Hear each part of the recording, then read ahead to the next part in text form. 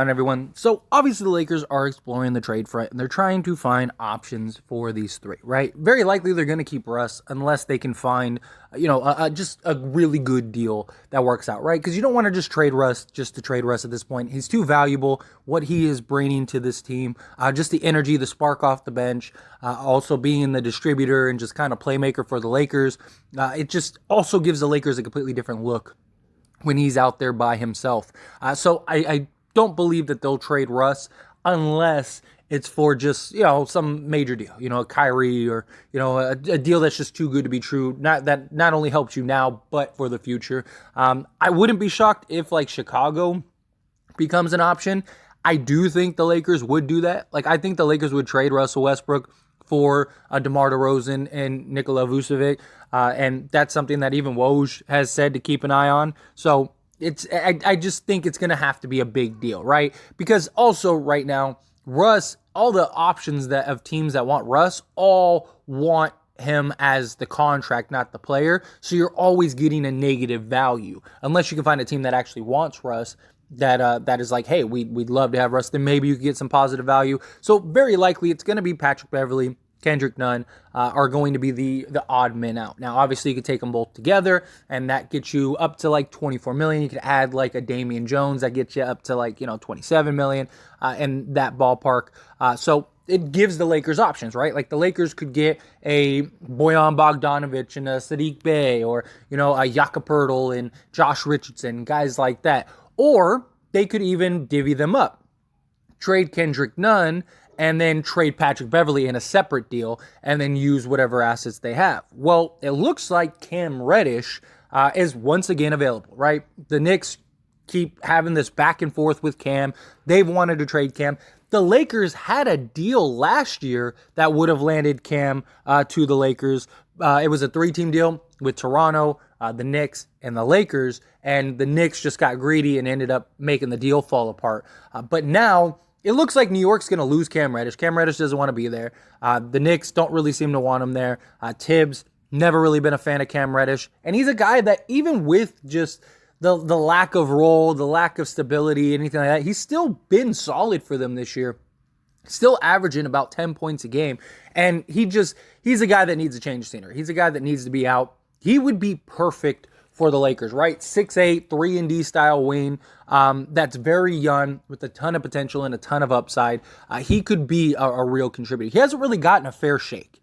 Like he was drafted by Atlanta, and Atlanta immediately went the vet route, right? And basically got a bunch of guys that play his position. And so you're not going to play the rookie that just got in here. So then he goes to the Knicks, and Tibbs doesn't even want him. Tibbs tells the organization, don't trade for him. I don't want him, because Tibbs doesn't like the young guys.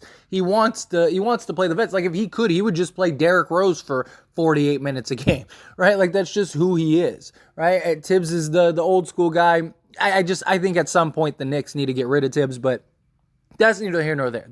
But the point is that Cam Reddish would be a nice compliment, and I don't think he would cost that much, right? Because the whole league knows that Cam Reddish is gone from the Knicks after this year. They're not going to pay him. They're not going to extend him. They're not going to give him money. He wants out. The Knicks don't want him there. So you don't have really any leverage for a trade. So do you either just let him walk, or if you're the Knicks, you get some assets, right? And maybe the Lakers, they can come in and swoop in and maybe work out a deal of like a Kendrick Nunn and maybe like 2 seconds for Cam Reddish. And that gives us a guy that not only helps us now, but he also could help us for the future. He's a sizable wing that can play the 3 or the 4.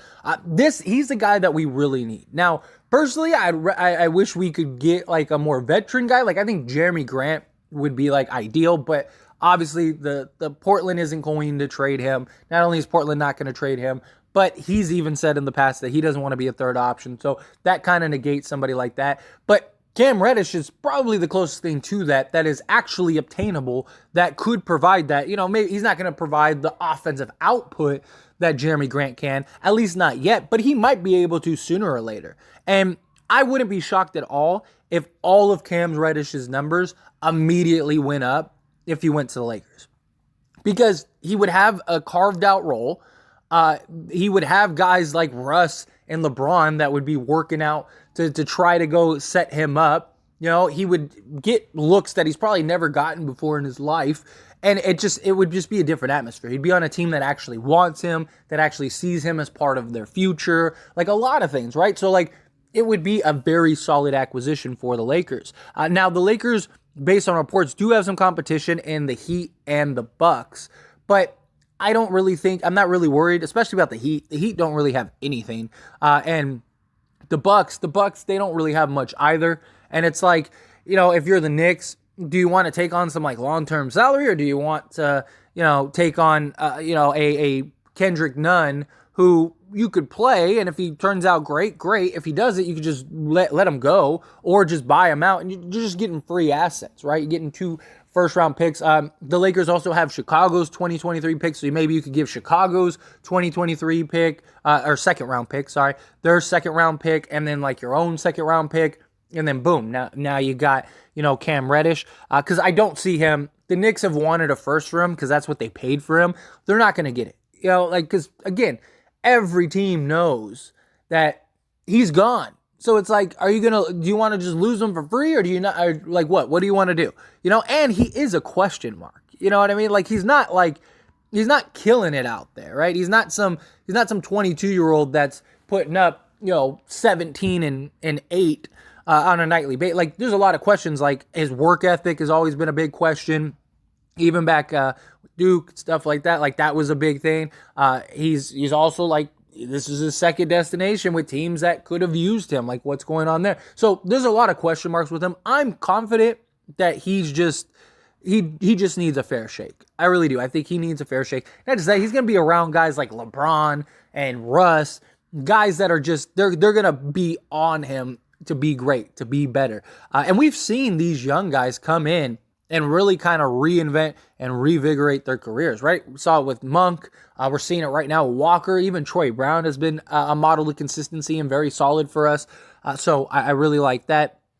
Go get Cam Reddish. The beauty is now you're starting to get young guys also for the post-LeBron era that could actually make contributions now, but also help you for the future. Now, I don't think Cam Reddish is a needle mover at all. I mean, maybe you get lucky. Maybe he comes in. Maybe he shoots, 38% from 3, lockdown defender. Maybe he does actually kind of come into his own. But realistically, this is more of a play for the long haul. This is more of a play for like now and the future. The Lakers would still need something else, right? And that's where Patrick Beverley would come in. So maybe you go do like the Bojan Bogdanovic trade. Take Patrick Beverley and a Damian Jones and go get Bojan. Like that could work. Or, maybe you go get a Kelly Oubre, PJ Washington, something like that. Get some other pieces. Jakob Poeltl, Josh Richardson is another one that comes to mind. Try to go work some guys out. Maybe for some of those deals, you might have to throw in JTA too, but it's fine. You throw in like JTA, Damian Jones, Patrick Beverley, take those 3, go get, Jakob Poeltl and Josh Richardson, right? Okay, cool. That makes sense. Or, go get PJ Washington, Kelly Oubre. Okay, cool. That makes sense, right? And now you got Cam Reddish. You got, let's just say Josh Richardson, Jakob Poeltl, right?